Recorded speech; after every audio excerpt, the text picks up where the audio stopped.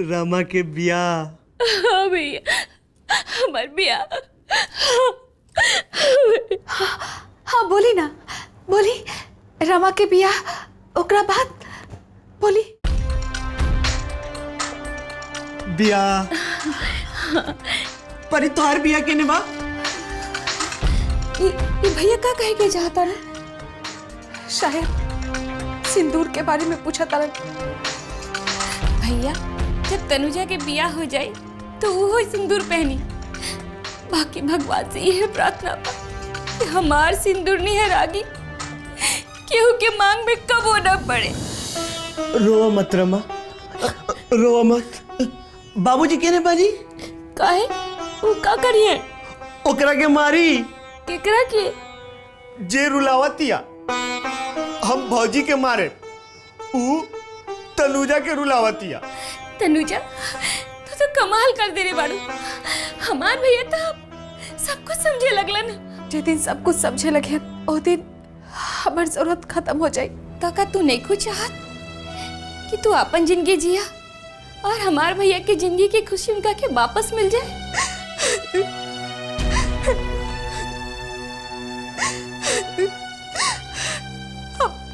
हम ना जानी ले दीदी, हम ना जानी ले।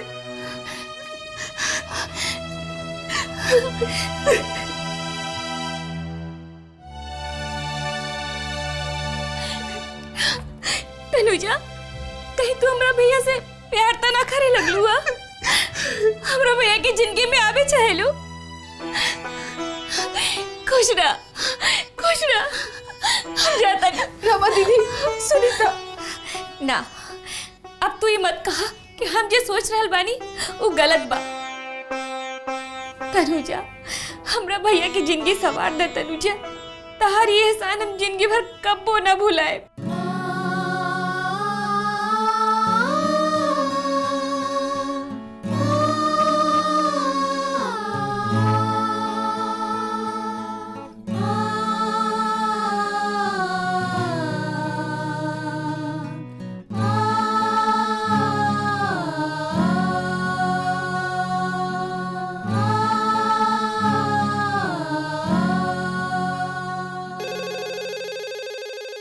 देख न माई,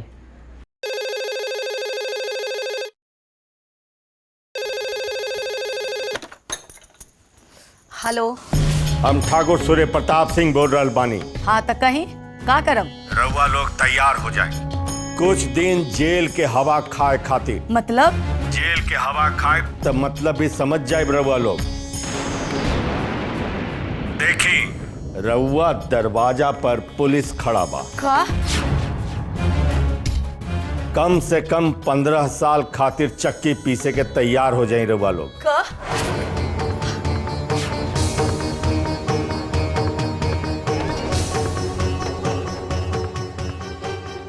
ठाकुर साहब पुलिस भेजले हुए। माई पगला गई बड़ी।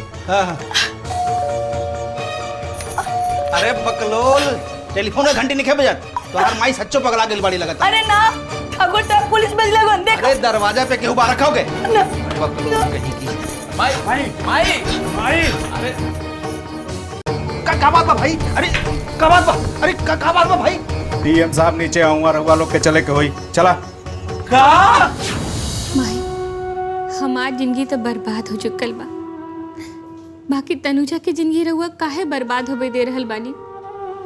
तू तनुजा लगे गेल रहलू? का कहत रहली तनुजा? कुछ कहे की जरूरत ना बा माई। कबो ओकरा तरफ आंखें उठा के देखले बानी रहुआ? ओकर चेहरा कैसे मुरझा गइल बा।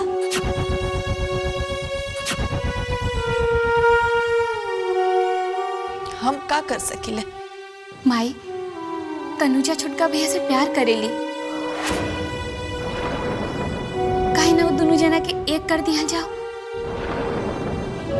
वैसे भी तनुजा के सिवा भैया कुछ ना जानेलन। अगर तनुजा उनकर जिंदगी से दूर हो जाए तो वो ना जी सकियन। माई मालूम बा भैया का कहत रहला ना? हमार ब्याह के बारे में कहत रहला ना। का कहत रहे हो? इहे हमार सिंदूर दिखा के कहत रहलन ब्याह। और तनुजा के सोना मांग दिखा के कहत रहलन एकर बियाह।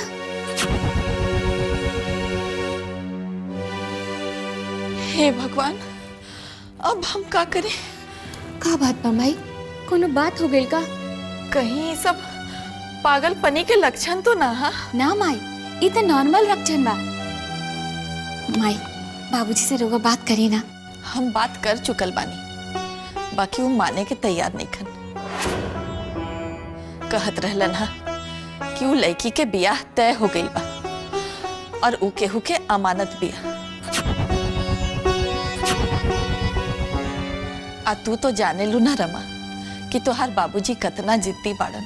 हम बात करी माई। कौनो फायदा ना होखी रे, अब तो ऊ लड़की के बियाह के दिन भी तय हो गई बा। बाकी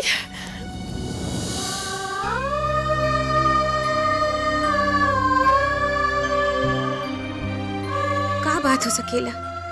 माई कुछ छुपा रहल बाड़ी हमसे। ये 3 महीना में कितना कुछ बदल गई बा, ये घर में और हमारी जिंदगी में भी।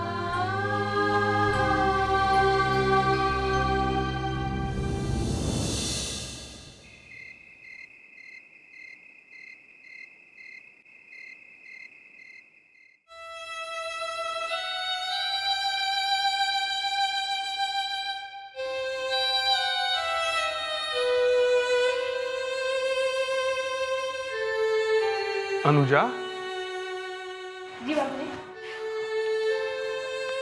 का बात बा बेटी? तबीयत खराब बा का? कुछ ना बाबूजी, हम ठीक बानी। बाकी तहर आँख फूलल फूलल लगता, रोत रहलू है का? ना बाबूजी, बाबूजी बेटी के रूप में पैदा लेवल कोनो पाप बा का? ई तू का कहत रू बेटी? का तू लोग कैसा लगेला कि हम कबो बेटा और बेटी में फर्क कैले बनी? बाकी बुआ हमने के काहे कोसत रहेली? हम इतना पढ़ल लिखल नहीं थे जो दीदी ऐसा कोनो काम काज कर सकी और माथा से एक कलंक मिटा दी कि हम बेटी हैं। हम समझत नहीं कि तहार दिल पर का गुजर रहल बा। बाकी तोहारी सब बात सुन के हमार दिल पर का गुजर रहल बा हम ही जानत नहीं। हम जानत नहीं कि एकर जिम्मेवार हम ही हैं। हम तू लोग के पालन पोषण ठीक से ना कर पैनी। हमरा इहो डर बा कि हम तू लोग के घर बसा पाइब कि ना। बाबूजी, बेटी, बाल बच्चा सुखी रहे, खुश रहे, ऐसे बेसी एक माँ बाप के और कुछ ना चाहिए। बाकी जोन माँ बाप के अपन बाल बच्चा के सुख खुशी देवे के सामर्थ नहीं के, ओकरा बालो बच्चा पैदा करे के अधिकार नहीं के। बेटी, बालो बच्चा पैदा करे के अधिकार नहीं के। बाबूजी, हमरा और दिल दुखा दी। ना बेटी, हमरा के माफ कर दी। ना। बाकी बुआ के बात से हम परेशान बानी। बुआ भी तो एगो औरत, एगो बेटी बाड़ी ना, तो बेटी बन से नफरत काहे करेली? बेटी, एमे ओकर कोनो दोष नहीं है। वो बेटी से ना बल्कि नारी जीवन से नफरत करेली। कैसे कि लड़काइये में ओकर ब्याह हो गई रहे और 2 साल बाद वो विधवा हो गई। तब से आज तक ओकरा जीवन में कबो कोनो खुशी ना आई। यही से ओकरा डर लागल रहेला कि कहीं तोहनियों के जिंदगी ओकरे नियन मत हो जाए। बाकी अरे बेटा, ये कोनो जरूरी नहीं है कि सबके जिंदगी एके लेखा हो जाए। बाबूजी, हमू हाथ के काम कुछ सीखे के चाहता नहीं। ये तो बहुत अच्छा बात बा बेटी। हम एगो ऐसा संस्था के जानीला जहाँ हाथ के काम यानी कि सिलाई कढ़ाई सब सिखावल जाला और औरत के अपना पांव पर खड़ा होके के ताकत दिहल जाला। तो हमू सीखब। ठीक बा बेटी।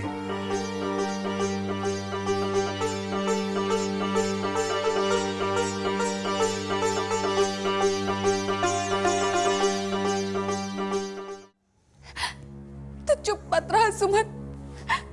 तू चाहे तो हमरा के डांट ला, 2 थप्पड़ मार ला, बाकी चुप मत रहा सुमन। हम का कहब तनुजा, एक घटना जे घट गल तोहार जिंदगी में, ओकरे खातिर तू जिम्मेदार नहीं को।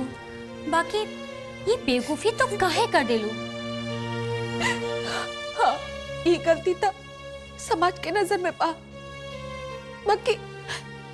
बाकी हम ओकर पत्नी ही सुमन।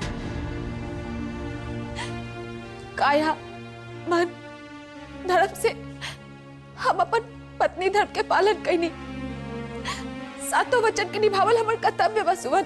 बाकी जबले दुनिया और खास के ठाकुर परिवार तोरा के ना अपनाई, ये तुहार कोख में पाप पल रहल बा। दुनिया एकर नाम नाजायज दे तो काहे ओकर जिंदगी के नरक में ढकेल रहल बारू। हम त कहब तू हमरा साथ चल और छुटकारा पाला ई अनचाही बच्चा से।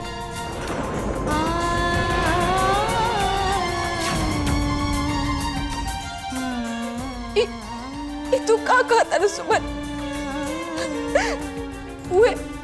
उहे तो हमारा आखिरी सहारा बा। ओकरा बिना हमारी बात के मानी बतावा। पागल मत बन। अगर केहू के ना माने के होई ता बच्चा के नाजायज करार देके तोहरा के बदनाम करके घर से निकाल सकेला।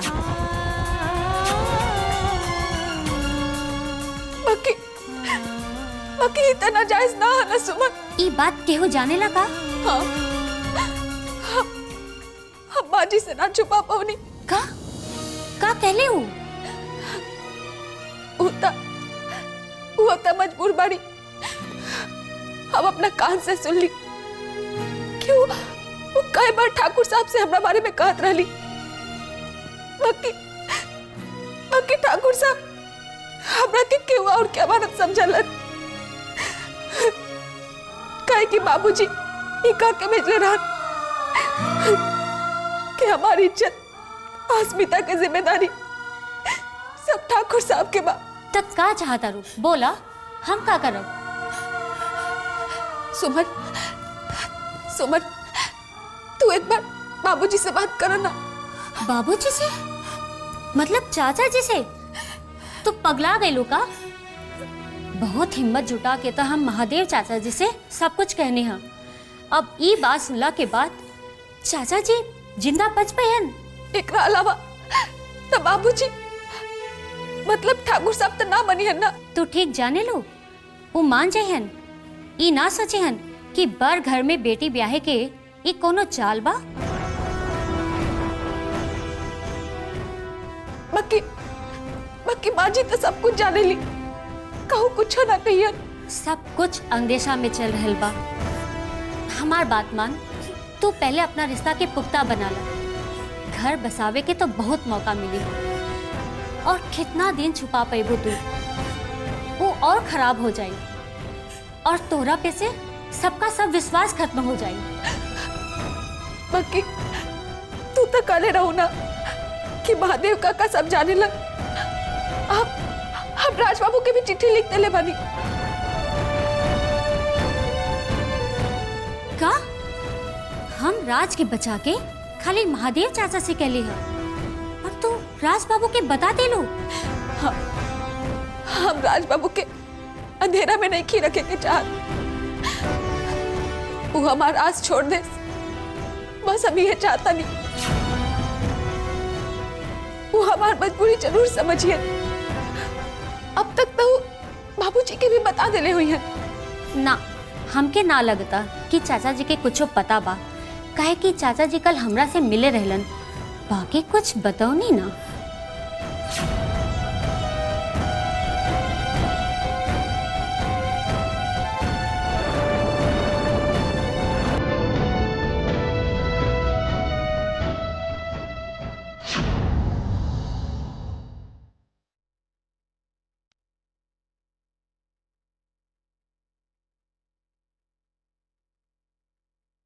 हमरा के माफ कर दी बबनी, हमरा के माफ कर दी।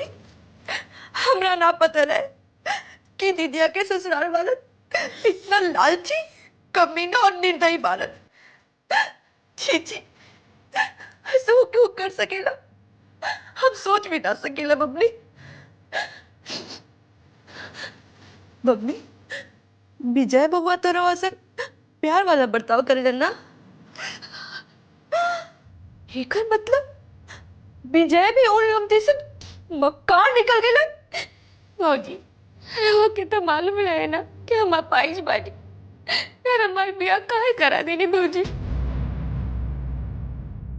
हमारी जिंदगी काय तबाह कर देनी बुआ जी। हमरा का मालूम रहे बबनी कि इतना प्यार दिखाला विजय भी इतना जल्दी बदल रही है। पता ना क्या के काबिल पहले ही रात में ऐसा कौन बात हो गई जब बाद हमरा पास आवे के ना चालन।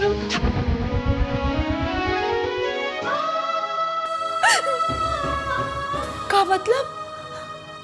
एकर मतलब तो हाँ, ब्याह के 3 महीना बीतला के बाद भी हमको आने वाली बूझी।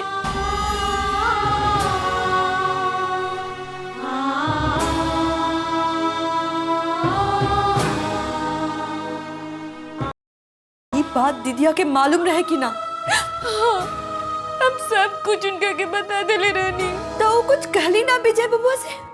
पता ना, शायद वो लोग रुपया जायदाद मिले के इंतजार में रहे।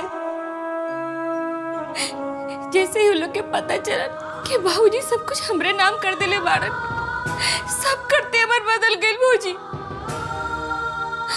और तो और भौजी हो जाना तनी वो लोग हमके जान से मारे के फिराक में रहले।